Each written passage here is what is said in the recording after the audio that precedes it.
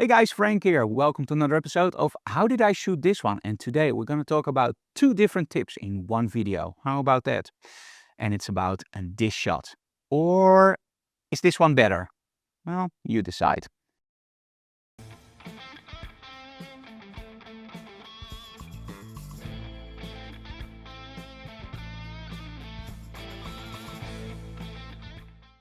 Hey guys, so during the workshops we always try to do different things, but sometimes we also repeat stuff, but then I try to do it differently.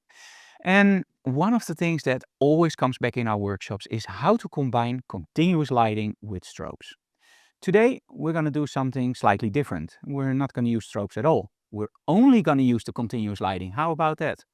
So, one of the things that a lot of people don't realize is that light is light. You just have to know how to use it and be creative with it. Now, when you use strobes, there's one big advantage. The strobe has a very fast flash duration, meaning if you have a model that jumps, it will literally freeze the motion. If you use continuous lighting, it doesn't have a fast flash duration for the very simple reason it just builds up over time, so it doesn't flash at all. So that means if you want to freeze your model, you need a shutter speed of at least 1000, maybe 1/2000th of a second. And with strobes, that's not possible, but also not necessary for the very simple reason, your flash duration. But with continuous lighting, there's no way around it. When you want to shoot motion, you have to go outside with the sun, that's great. But with LED lightings or a chandelier, that's impossible. So that means in this case, we of course choose for static poses.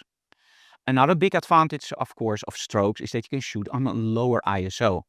With continuous lighting, and especially when you use light sources that are a little bit further away from your model and not that bright, you will run into issues with noise in your camera.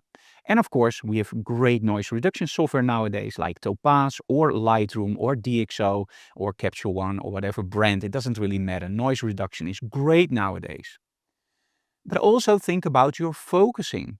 Make sure that when you shoot something like this, you are very careful with your focusing. So make sure that you check your focus on your monitor. So shoot tethered. Okay, enough said. What did we do in this setup?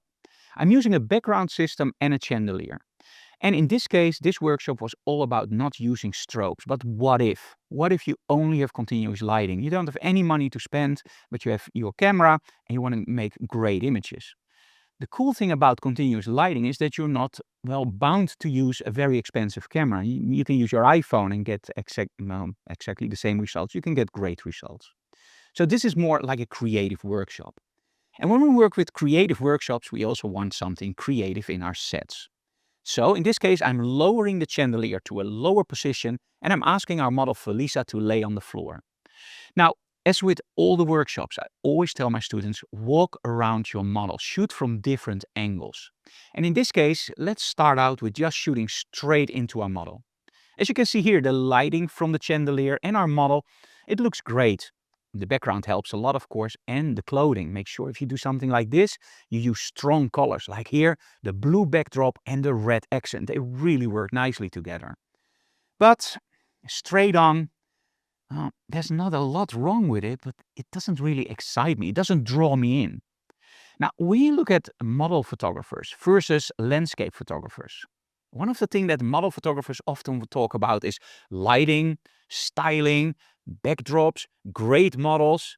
But when you talk with landscape photographers, they talk about lighting, great landscapes, and leading lines, especially leading lines. And this is something that a lot of model photographers sometimes forget. We need strong lines in our image, or we need perspective. Now, when I started with photography and I started with model photography, my favorite lens was the 70 to 200. The problem with the 70-200 is that it always compresses. On 70 it compresses and on 200 it compresses. So when you shoot something under an angle, it's under an angle. That's it. As soon as you start switching to, for example, what I'm using, the 24 to 70, now we're talking about a totally different range in our cameras and our lenses. Because now on a full frame camera, I have 24mm, which is actually a wide angle, and I have the 70, which compresses. And now when I shoot something under an angle, I'm always going a little bit more towards the 30, maybe even the 24mm to create that nice perspective in our model. Now look at the difference. This is one of the images shot straight on. It's great. But now what happens if we just move around to the side? Now, in this case, we have a very large backdrop from Click Backdrops with our blue castle, but we still needed Photoshop to just add a little bit on the side because, well, let's be honest, if you shoot under an angle that extreme, no backdrop is long enough. And that's great, of course, about Photoshop nowadays. You just add a little bit in Photoshop. So, lighting setup. Yeah, actually pretty simple. It's just the chandelier. You could actually shoot this on aperture priority mode on auto ISO because it's that easy. The only thing you have to realize is use your exposure compensation to get what you want. And this is again very handy on modern cameras with the EVF. Now with setups like this, I highly recommend you guys to set your camera for exposure emulation. That means that it will show you the image the moment you press the shutter. You also can turn that off and then your camera acts like an optical viewfinder. That's what we use most with strobes. But with this setup, it's very, very easy to judge your images straight in camera when you use your lighting exposure compensation. Or sorry, your lighting emulation. The only thing you then have to do is use your exposure compensation. That's where the exposure compensation comes in to lower or raise the output of that continuous lighting in your shot. So let's take a look at the behind the scenes images and of course a video so you can literally see how easy it is to set something like this up.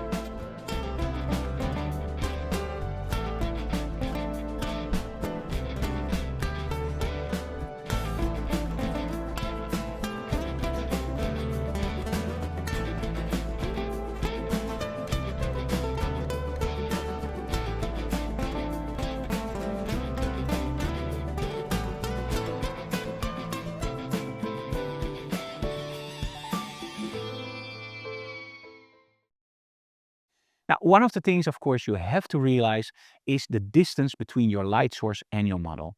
Light falls off over the distance. We call this the inverse square law. And in all honesty, when you have your light close to your model, that is really, really fast. So when you set something like this up, make sure that the face of your model is hit with the most amount of light. Now, I'm not going to tell you guys that you can't use Photoshop at all to change your images. I always try to get my images as close as possible in camera.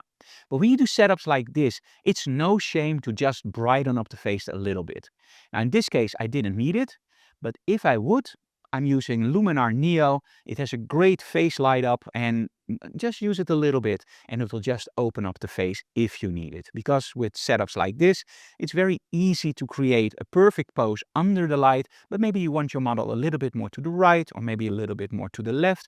And if the face is then a little bit too dark, but the shadows are right, just open that up just a little bit, but make sure that it still looks natural. You don't want a very dark model lighting here and then a very bright face over there. That just doesn't make any sense. So next time you're in your studio, try to disconnect all your strobes. I know it's hard. And just use continuous lighting.